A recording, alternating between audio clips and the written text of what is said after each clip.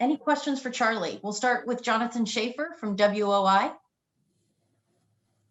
Hey, Charlie. Obviously you weren't too happy with how the last game ended, but how have you seen your team respond since that game in the Big 12 championship, practice-wise?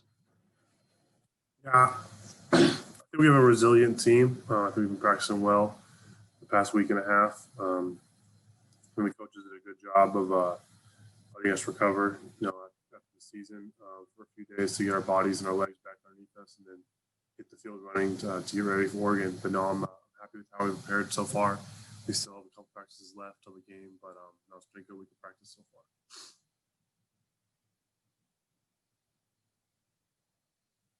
Do we have another question? Jonathan again?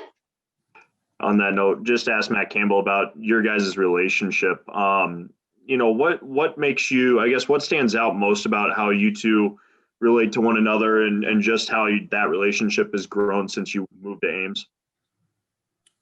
I obviously have all the respect and love in the world for Campbell. He was my only major offer, my only real offer actually, in recruiting. So I really appreciated that they believed in me when no one else did. And they took a shot on me. It's easy to offer a guy who has a lot of offers, because then you have, plausible deniability to everyone above you that, hey, he had all these offers, everyone else believed in him too. But when you're the only guy to offer someone, you take a risk. And so I've always appreciated him for that. And, as we've grown, I think as I've gotten to know him, he's pretty true to his word, and he is the same person he is every day. And I really appreciate that about him. I appreciate the way he leads the team. And I think he appreciates how I work and stuff. But I think there's a lot of respect both ways, and I'm just truly grateful for playing underneath him.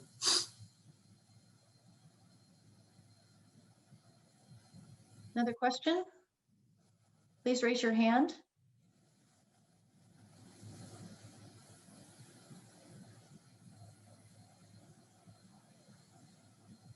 Charlie, if I could ask you what it means to Iowa State in the program in general to be in a New Year's Six Bowl and to be at the Fiesta for the very first time.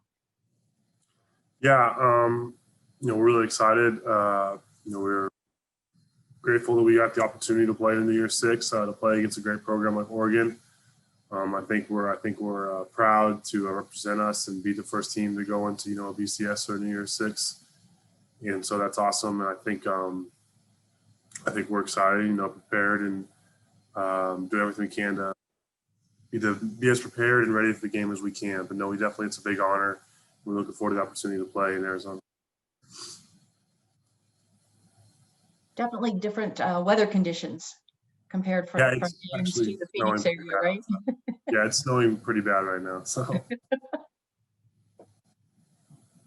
Let's go back to Jonathan Schaefer with WOI. Hey, so have you talked to Brock at all about Arizona and what's his response been like to getting to play in his backyard and that kind of stuff? Yeah, he's excited. Obviously, it's not as far of a trip for everyone that his family and everything. Obviously it's a little better weather than here. I think he's excited about that. I was trying to get him to give me some tickets, but for some reason he needed tickets too. I think it was a close game for him. So, but no, I think he's excited. I think the closest we play is like OU or Texas Tech for him. So it's great for him to probably have some of the people that can come to the game that haven't seen him play. And, I think we took the loss super hard, but he's an ultra competitor. And so he's been, back in the study room, back on the practice field, just grinding. I think he's itching to get back out on the field and just start playing football again. So he's really excited. Go to James with the Oregonian. Charlie, I was just curious, in watching tape on Oregon, they've talked about how your guys' 13 personnel is a little bit different for them to prepare for. When you're watching a team who hasn't played a lot of 13 personnel teams, what were some of the most applicable game films for them that you guys were analyzing to kind of see how they might match up with you scheme-wise in the multi-tight end sets? It's the same issue we've had all year. It's a lot of guesswork when you're playing a team that doesn't play 13 personnel all the time against a defense that doesn't see 13 personnel all the time. Not many teams in the Big 12 play 13. So, you got to study Obviously, Oregon State plays 12 personnel. Usually in most years, Washington plays 12 or 13 personnel. But even those games, you don't know because we do some unique things in our 13 personnel. We throw the ball a lot more than you expect, and I think we're pretty balanced in that. So, some of it is just seeing tendencies, and some of it is just, you got to guess a little bit. They might do, even though USC played, 10, 11 the whole game, they might do something similar to them against us, or they might be more like Oregon State, might be more like Arizona State. You never know. So, it's always interesting for us. It's always good for us to, once we get in the game, to see how they're playing stuff and try to prepare for as many different scenarios as possible. But no, it's always a little bit of a balance, a little bit of a chess match.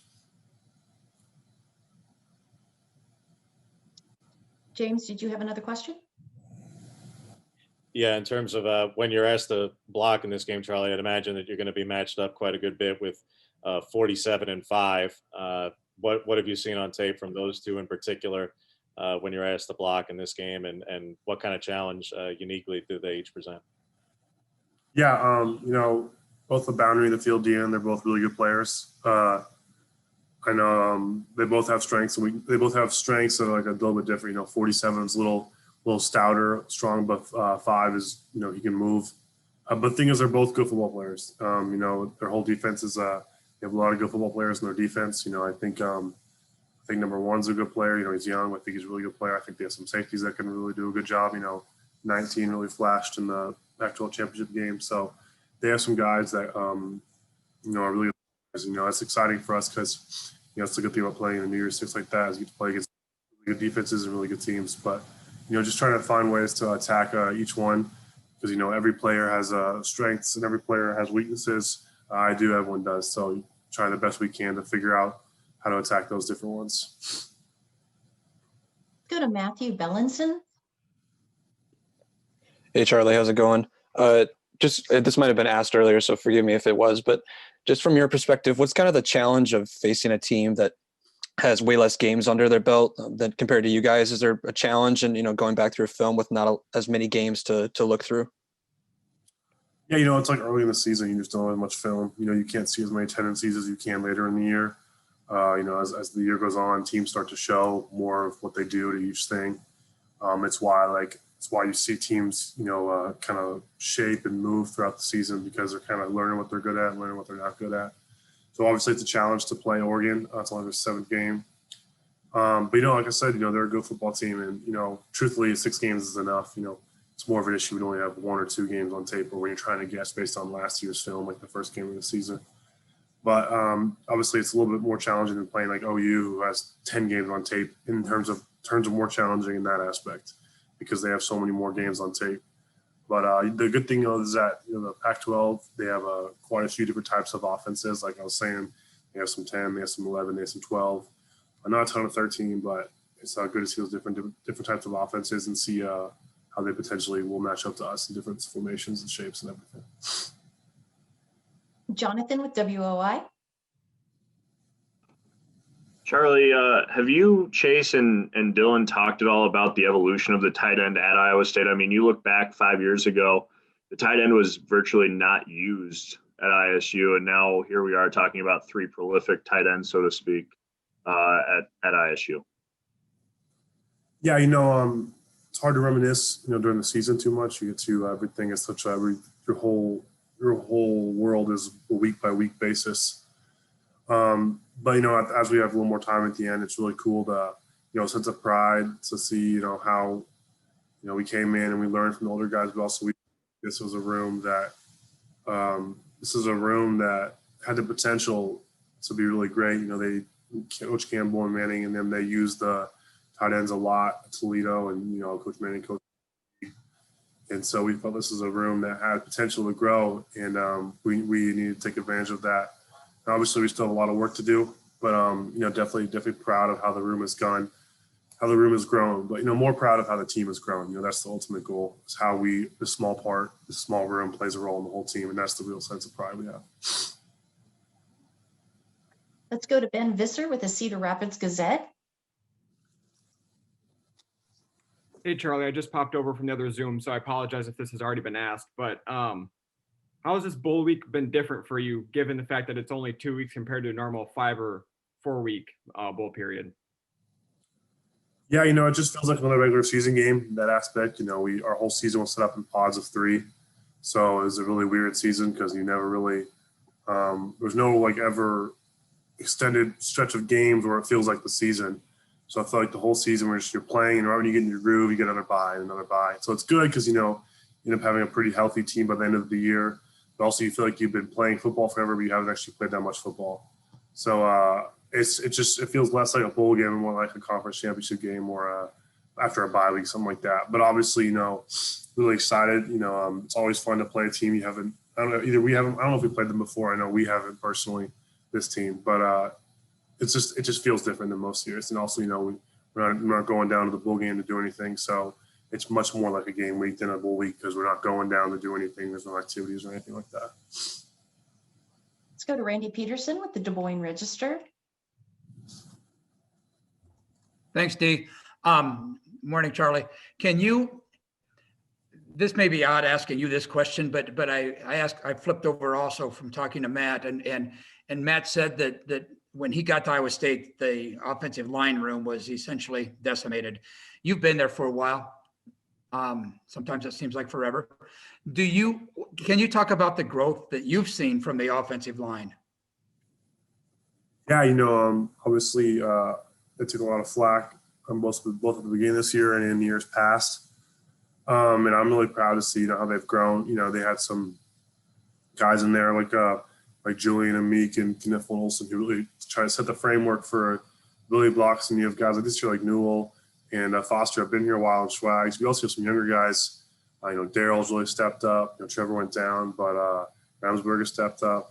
And so you see guys like that to kind of follow the leaders of the path that they've been set for them. It's awesome.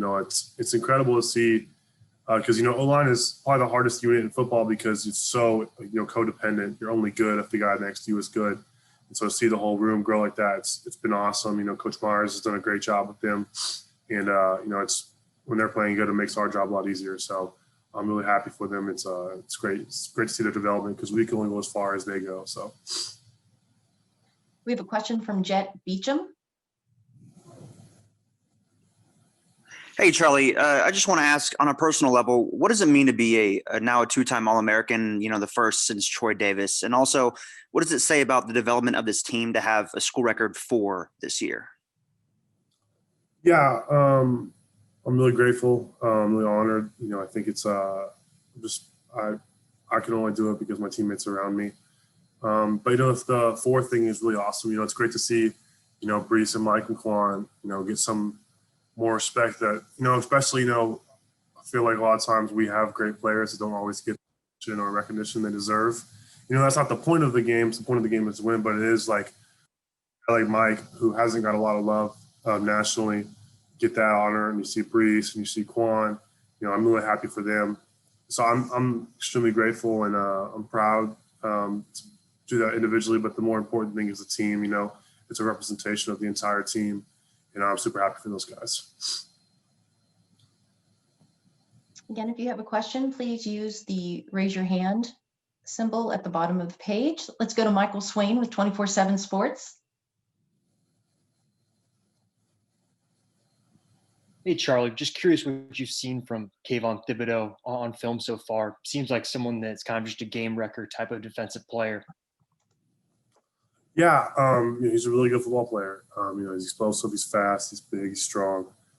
He's a good challenge. When you have a guy like that that has productivity and the talent to go with it, it's a unique challenge. But we're excited. If you're going to play in this bowl game, you're going to play against great players, and I think it'll be a great challenge for us, an opportunity to work and go to work. Because when you have, like I said, when you have a guy like that is just a really, really good football player, it provides an opportunity because we're all competitors. I'm sure everyone on their team and our team feels the same way. You want to play against good teams and you want to play against good players. So it'll be exciting. Looking forward to it. But he's a really good football player. Matthew Bellinson. Hey, Charlie, coming back with a really important question here. We heard from Brees last week when we talked to him about his opinions on Brock Purdy's cooking. I'm just curious if you've gotten a chance to ever eat something that Brock's made, and kind of what's your thoughts on that? Yeah, it lives good. I don't live with them, so I probably don't have this firsthand experience. I can't imagine it's that amazing. Just so you don't have a outsider looking in. We live in a duplex, and one of Shane Starr's fits lives on the other side, and he's a pretty incredible cook. So we're kind of spoiled at our house. But I bet Brock can make like a mean mac and cheese, but that's probably the extent of his cooking experience. Let's go back to Michael Swain. Charlie, I'm just curious what you've seen from Xavier. What's he like off the field? It seems like when he's on the field, more of like an intense player, someone that plays with a lot of intensity and aggression. But what's he like off the field? Yeah, X he's a fiery competitor on the field. Especially you can see the way he runs with the ball after he catches it. He does I think he's a pretty relaxed guy off the field. I think obviously you don't get to know a guy too much in the first few months when they get here because they're just kind of feeling it out and trying to get more comfortable. As I've gotten to know him more throughout the season, I really like him. It's great to hang out with him on the weekends after the games and stuff. He does a good job of he's pretty chill off the field, but when he steps on that field, he's a fierce competitor, and that's the only way you can be in this game, especially if you're going to go on to the next level. And you can't just be fired up all the time; you'll burn out. So you got to be able to turn it on and turn it off. I think he does a really good job of that. Let's go back to Randy.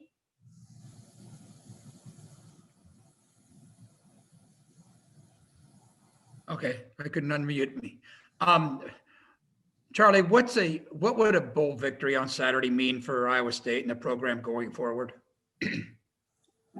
Yeah, it'd be a great way to cap off a good season. Obviously losing to Oklahoma wasn't what we intended. It kind of was a damper on what we did in the regular season, but next game is it's a great opportunity for us. Obviously, it's the biggest bowl game the school's ever played in, so it's a great opportunity to just win a football game. They're, like I said earlier, they're a really good football team. Obviously, they only played 6 games, but they still have good players and they're well coached. And so it'd be a good way to end the season and a good building block for next year. Okay, we're going to wrap up our questions with Charlie with Jonathan Schaefer. Charlie, how much of a gamer are you, and what was your reaction to finding out you're getting a PS5? I'm not a huge gamer. I don't have a ton of time during the season. I play a little bit in the off season. I'm excited to get a PS5. My little brother was asking me for it, so but yeah, I'm really excited. I don't really game that much though. I just don't really have the time during the season, especially. But something cool. I know they're pretty valuable, so I can give my little brother. Maybe he'll enjoy it. So, or I can give my old PS4. I'll probably do that instead. Actually, that's smarter. Thank you so much for your time today, Charlie. Have a good day and good luck on Saturday. All right, thanks, guys.